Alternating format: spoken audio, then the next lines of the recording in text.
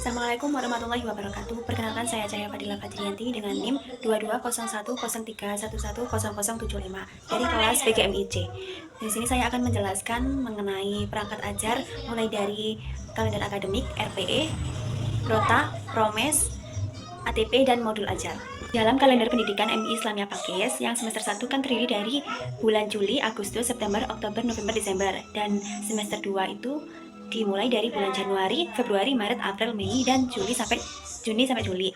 Kemudian ada RPE atau rencana pekan efektif. Nah, di RPE ini saya mengambil mata pelajaran matematika, di mana saya mengambil kelas 4 dengan fase B. Hari pelaksanaannya ada di hari Selasa dan hari Sabtu. Kemudian jumlah JP dalam satu pekan itu terdapat 5 JP. 2 JP-nya di hari Selasa dan 3 JP-nya di hari Sabtu. Kemudian ada jumlah minggu tidak efektif dan efektif di semester 1. Di bulan Juli itu ada jumlahnya 4 minggu, dimana 2 efektifnya pekan tidak efektif dan 1 pekannya ini termasuk efektif terganggu. Di sini pekan efektif terganggu itu termasuk juga ke dalam pekan yang tidak efektif. Nah, jadi di bulan Juli ini kan ada 4 minggu, 2 minggu pekan tidak efektif, 1 minggu pekan efektif terganggu, yang sama saja dengan 3 minggu pekan tidak efektif, dan ada 1 pekan efektif. Jadi jumlah hari efektifnya ada 15. Di bulan Agustus itu ada jumlahnya 5 minggu, dimana ada 1 pekan terganggu atau 1 pekan tidak efektif, dan sisanya 4 pekan efektif. Jadi jumlah harinya di bulan Agustus itu ada 26 hari. Di bulan September itu jumlah pekannya ada 4 minggu. Kemudian tidak ada pekan yang tidak efektif. Jadi semuanya 4 minggu ini termasuk ke pekan efektif. Jumlah harinya totalnya ada 24 hari. Kemudian di bulan Oktober itu jumlah pekannya ada 4 minggu, dimana 1 pekannya itu termasuk 1 pekan terganggu atau pekan tidak efektif, dan 3 pekannya ini termasuk ke pekan efektif KBM. Jadi jumlah total harinya di bulan Oktober itu ada 27 hari. Kemudian di bulan November ada 5 pekan, dimana 1 pekannya ini termasuk satu pekannya ini termasuk 1 pekan tidak efektif, dan 4 pekannya ini termasuk minggu efektif, dan total harinya jadinya ada 26 hari yang efektif. Di bulan Desember itu jumlah pekannya ada 4 minggu, di mana 1 minggunya ini termasuk 1 minggu tidak efektif, dan 3 minggunya juga masuk ke pekan yang terganggu, yang artinya sama saja dengan pekan tidak efektif. Ada hari efektif yang diambil, cuman totalnya 6 hari saja. Jadi jumlah minggu dalam 1 semester itu ada 26 minggu, ada 3 minggu yang tidak efektif dan 7 minggu yang termasuk pekan efektif terganggu yang sama saja dengan tidak efektif, dan ada pekan efektif KBM hanya 16 minggu. Jadi total hari efektifnya bisa dihitung 124 hari.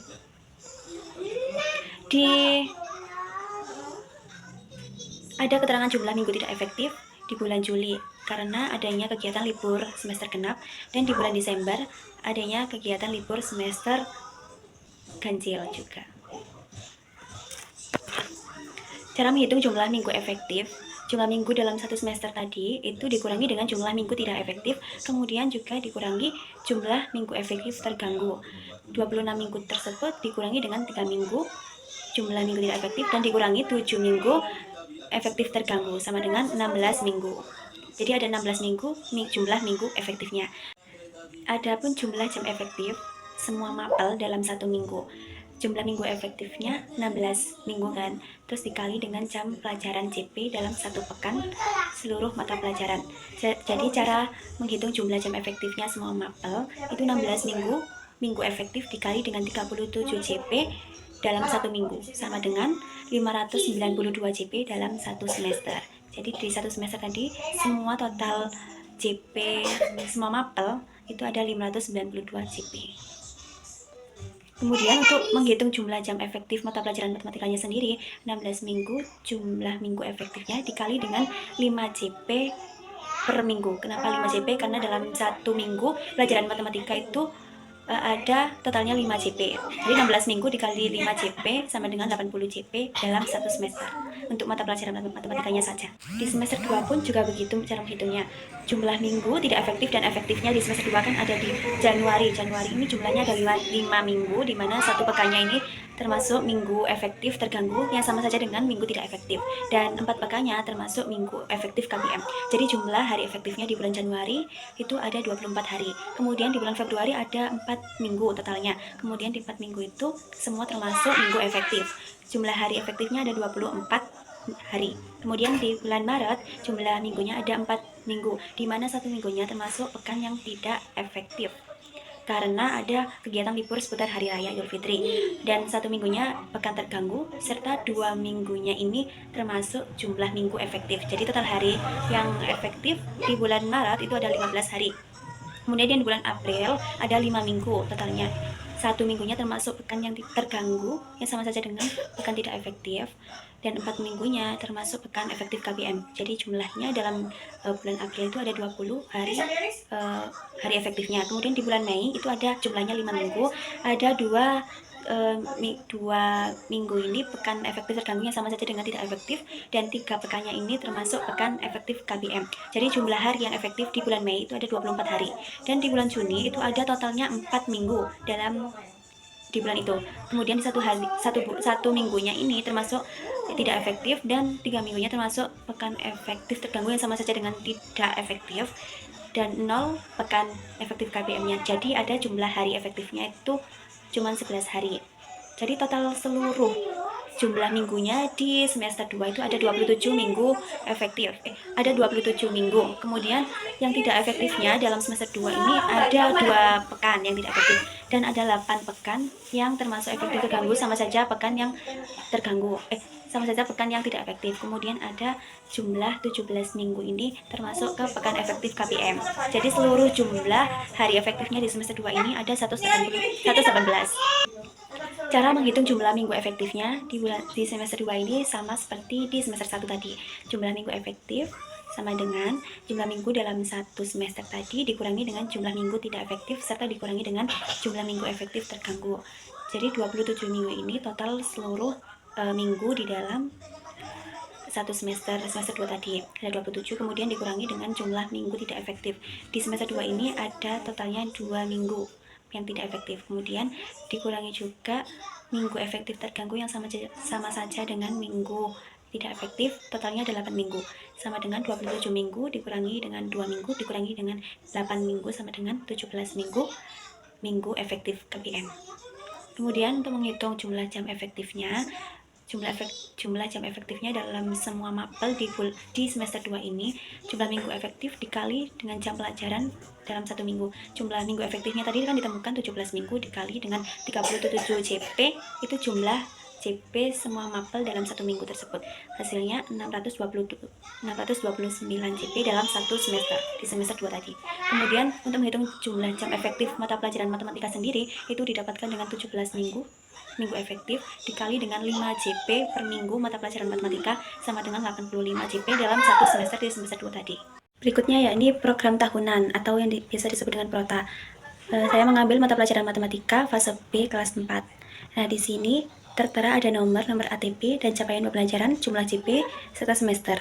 Nah, nomor ATP ini terdiri dari kelas dan materi. 4.14-nya itu kelas, dan satunya itu materi pertama yang diajarkan di pelajaran matematika tadi. Yang diselesaikan dalam 2 semester tersebut ada pertama materi tentang bilangan cacah sampai 10.000. Kemudian materi yang kedua, bab yang kedua itu bab aljabar, yang ketiga bab pengukuran, 4 bab mengenai bentuk bangun datar, dan yang kelima bab piktogram dan diagram batang. Materi tersebut harus diselesaikan dalam 2 semester. Di semester 1 itu sudah terpecah menjadi beberapa TP. Nah, yang pertama itu bab tentang bilangan cacah itu dibagi menjadi 3 TP. 3 TP tersebut dengan alokasi waktu 15 JP dan 13 JP. Dan bab aljabar yang masuk di semester 1 alokasi waktunya sebesar 25 JP. Jadi pembagian waktu ini disesuaikan dengan tingkat kesulitan materi yang diajarkan. Tadi di RPE sudah tertera bahwa dalam 1 semester mata pelajaran matematika ini menghabiskan alokasi waktu sebesar 80 JP dalam 1 semester. Kemudian 80 JP tadi dipecah menjadi ke beberapa materi, dan ada kegiatan penilaian formatif sebesar 4 JP, kegiatan STS sumatif tengah semester 4 JP, dan sumatif akhir semester sebesar 4 JP. Jadi total semuanya jumlah alokasi waktu dalam satu semesternya 80 JP. Kemudian di semester genap, semester 2 itu ada bab pengukuran dan bab bentuk bangun datar serta bab piktogram dan diagram batang. Nah, di sini bab pengukuran dibagi menjadi 3 TP, di mana satu TP-nya ada yang 7 JP, berjumlah 8 JP dan 10 JP. Kemudian untuk menghabiskan materi bentuk bangun datar, itu menghabiskan sebesar 12 JP dalam beberapa pertemuan. Kemudian untuk bab piktogram dan diagram batang, itu menghabiskan waktu 22 JP dalam beberapa pertemuan. Jadi jumlah total JP yang harus diselesaikan dalam semester 2 ini ada 85 JP. Yang mana nanti 4 JP-nya dibuat untuk kegiatan penilaian formatif, dan 4 JP-nya lagi untuk kegiatan sumatif tengah semester, dan 4 JP yang terakhir untuk kegiatan sumatif akhir semester. Berikutnya yakni program semester atau prosem. Nah, di sini ada tertera elemen nomor ATP, alur tujuan pembelajaran, JP, serta bulan di semester 1. Nah, di semester 1 itu ada beberapa materi yang harus diselesaikan. Nomor ATP ini tadi kan ada 4.1.1. 4 ini yakni kelas, 1 ini capaian pembelajaran materi pertama, kemudian dipecah lagi menjadi 1 tujuan pembelajaran. Jadi 4 ini kelas, 1-nya JP, dan 1 ini TP. Jadi yang pertama ada peserta didik dapat membaca, menulis, menentukan nilai tempat, membandingkan, mengurutkan, dan menggunakan nilai tempat bilangan cacah 10.000. Dan peserta didik dapat melakukan komposisi dan dekomposisi bilangan cacah sampai dengan 10.000. Mereka juga dapat menyelesaikan masalah yang berkaitan dengan uang menggunakan ribuan sebagai satuan. Ini termasuk 1 TP di program tahunan tadi. Nah, ini tadi 1 TP-nya 10 JP. Saya pecah lagi di alur tujuan pembelajaran sehingga menjadi 5 TP dan 5 TP. Untuk menyelesaikan materi yang ATP pertama ini, itu perlu memerlukan 5 JP. Sedangkan dalam 1 minggu, pelajaran matematika itu ada 2 kali di hari Selasa dan hari Sabtu. Hari Selasa itu ada 2 JP dan Sabtunya 3 JP. Nah, di bulan Juli ini terdapat 4 minggu, 4 pekan, di mana 2 pekannya ini pekan tidak efektif.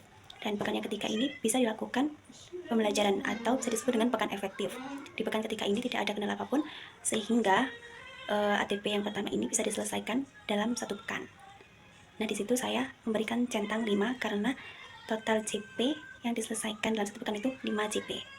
Kemudian untuk menyelesaikan ATP yang kedua itu yang ada 5 JP, itu ada di minggu ke-4 bulan Juli.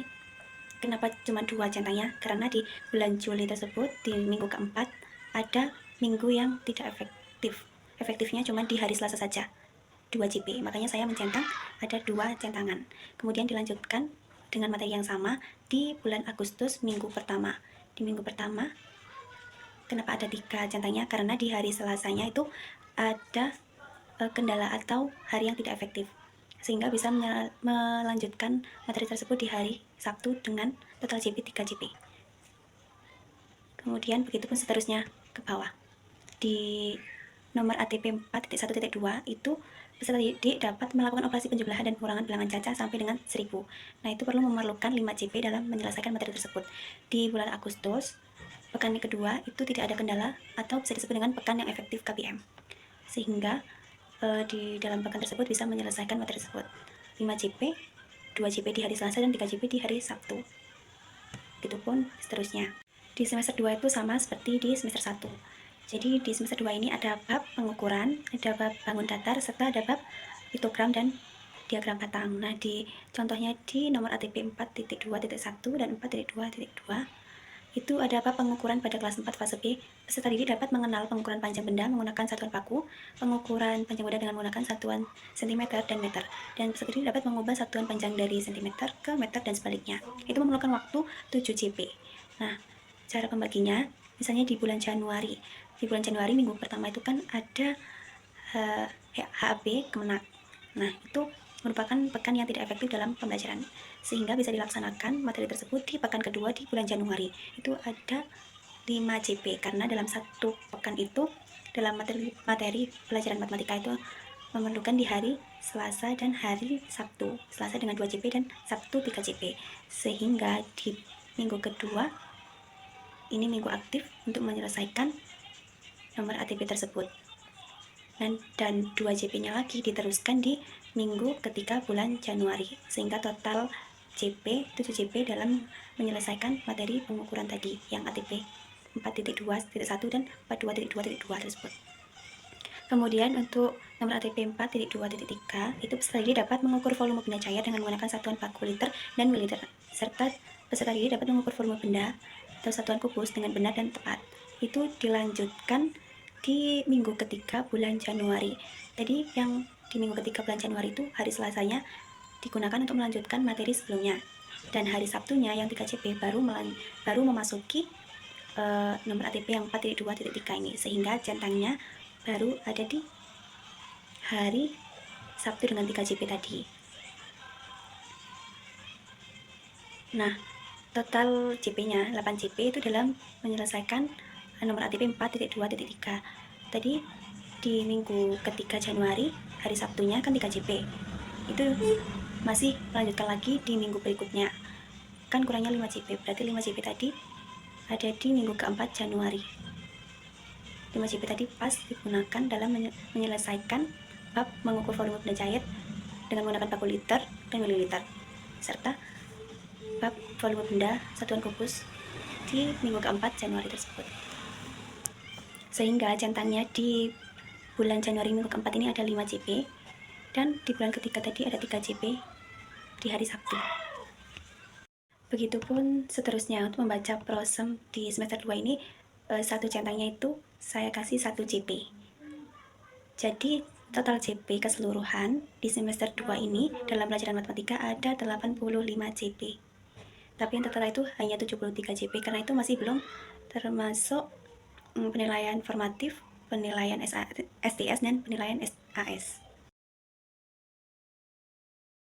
Berikutnya yaitu alur tujuan pembelajaran atau ATP. Nah, yang pertama ada identitas seperti nama sekolah, mata pelajaran, kelas, jumlah CP dalam 1 pekan, kemudian alokasi waktu, tahun ajaran, dan penyusun. Nah, di bawahnya itu ada capaian pembelajaran yang mencakup elemen bilangan, aljabar pengukuran, geometri, dan analisis data. Nah, capaian pembelajarannya sudah tertera sama seperti di Prota. Nah, di bawahnya itu ada tabel yang berisi materi, kompetensi, nomor ATP, alur tujuan pembelajaran, alokasi waktu, dan profil pelajar Pancasila. Misalnya, materi bilangan cacah sampai 10.000. Nah, itu mencakup kompetensi C1, C2, dan C3 berupa mengetahui, memahami, dan mengaplikasikan. Di nomor ATP itu tercantum 4.1.1, 4.1, dan .2. Itu dalam 1 TP. Kemudian dibuat menjadi alur tujuan pembelajarannya dibaca menjadi 2, yakni peserta didik dapat membaca, menulis, menentukan nilai tempat, membandingkan, mengurutkan, dan menggunakan nilai tempat dengan mengkomposisikan dan dekomposisi bilangan cacah sampai dengan 10.000.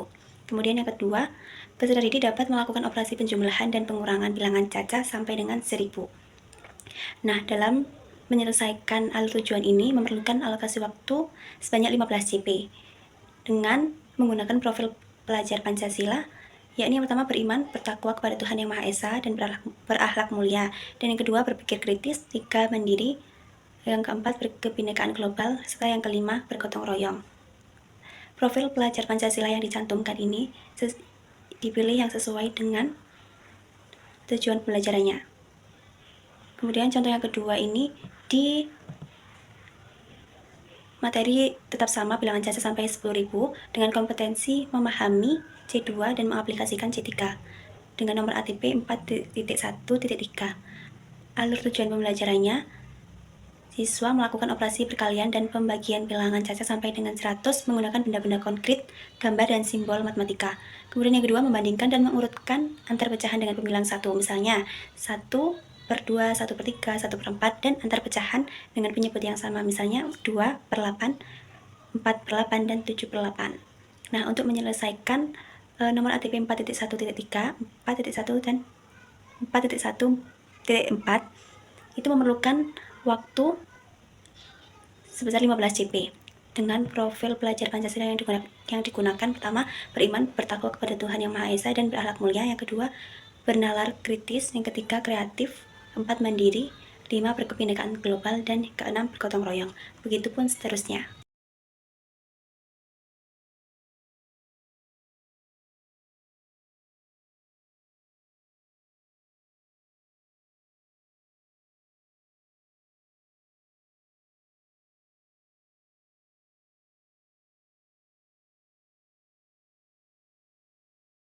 Selanjutnya yaitu modul ajar. Setelah membahas kalender akademik, RPE, Prota, Prosem, ATP, kemudian kita membahas modul ajar. Modul ajar ini terdiri dari beberapa komponen. Nah, saya mengambil mata pelajaran matematika dengan bab analisis data piktogram. Alokasi waktunya 3 JP dalam satu pertemuan, 3 kali 35 menit. Kemudian di dalam modul ajar ini terdapat beberapa komponen. Seperti di informasi umum, itu ada identitas modul, komponen awal, profil pelajar Pancasila, sarana dan prasarana yang digunakan, target peserta didik, jumlah peserta didik, model pembelajaran dan pendekatan pembelajaran, serta metode pembelajaran yang digunakan. Di dalam komponen inti, itu juga terdapat capaian pembelajaran, tujuan pembelajaran, pemahaman bermakna, pertanyaan pemantik, dan kegiatan pembelajaran. Di dalam kegiatan pembelajaran itu terbagi menjadi kegiatan pendahuluan, kegiatan inti, serta kegiatan penutup. Kegiatan pendahuluan terdiri atas kegiatan orientasi, kemudian kegiatan apersepsi, dan kegiatan motivasi sebelum memasuki pembelajaran. Kemudian di kegiatan inti, siswa diberikan pertanyaan pemantik lebih dahulu, kemudian menyimak video pembahasan singkat sebelum memasuki materi, kemudian dilanjut dengan guru menjelaskan materi piktogram tersebut dengan menggunakan media pembelajaran PPT dan papan tempel piktogram. Kemudian setelah adanya penjelasan materi, siswa melakukan aktivitas pengerjaan individu lewat lembar LKPD yang diberikan guru. Kemudian setelah kegiatan pengerjaan individu selesai, siswa melakukan kegiatan aktivitas berkelompok. Setelah itu dilanjutkan dengan kegiatan penutup. Kegiatan penutup tersebut berisi guru menyimpulkan materi yang telah dipelajari pada hari itu, kemudian guru melakukan refleksi atas pembelajaran yang berlangsung dan menginformasikan kegiatan apa yang akan dilaksanakan di pertemuan berikutnya. Kemudian dilanjut dengan refleksi guru dan peserta didik, kemudian adanya penilaian atau asesmen. Nah, penilaian ini terdiri dari 3, asesmen ranah sikap, penilaian ranah pengetahuan, dan penilaian ranah keterampilan atau psikomotor.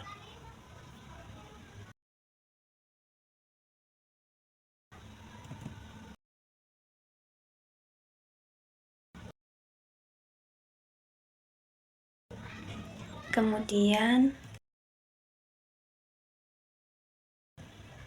setelah asesmen, berikutnya ada kegiatan pengayaan dan remedial, serta bahan bacaan guru dan peserta didik, dilanjut dengan glosarium dan ditutup dengan daftar pustaka.